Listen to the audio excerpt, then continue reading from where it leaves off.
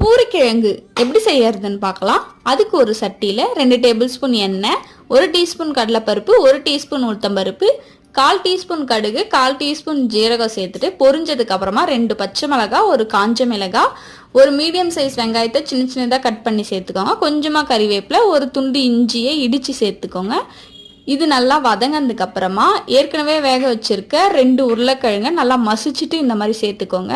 1/4 teaspoon மஞ்சள் தூள், 1/4 teaspoon பெருங்காயத்தூள், 1 டீஸ்பூன் உப்பு சேர்த்துட்டு இதை நல்லா ஒரு வாட்டி மிக்ஸ் பண்ணதுக்கு அப்புறமா 1/2 கப் அளவுக்கு தண்ணி சேர்த்து மூடி போட்டு ஒரு 5 நிமிஷம் லோ ஃப்ளேமில் வேக வச்சுக்கோங்க. இந்த டைமில் ஒரு பவுலில் 1 டீஸ்பூன் கடலை மாவு, கொஞ்சமாக தண்ணி சேர்த்து இந்த மாதிரி கட்டி இல்லாமல் நல்லா கரைச்சி எடுத்துட்டு இந்த மசாலா கூடவே சேர்த்து நல்லா ஒரு வாட்டி மிக்ஸ் பண்ணிவிட்டு ஒரு 5 மினிட்ஸ் லோ ஃப்ளேமில் கொஞ்சம் நேரம் கொதிச்சதுக்கு அப்புறமா கொஞ்சமாக கொத்தமல்லி இலை தூவி இறக்கிட்டா ரெடி. சூப்பராக இருக்கும். ட்ரை பண்ணி பாருங்கள். என்ஜாய்.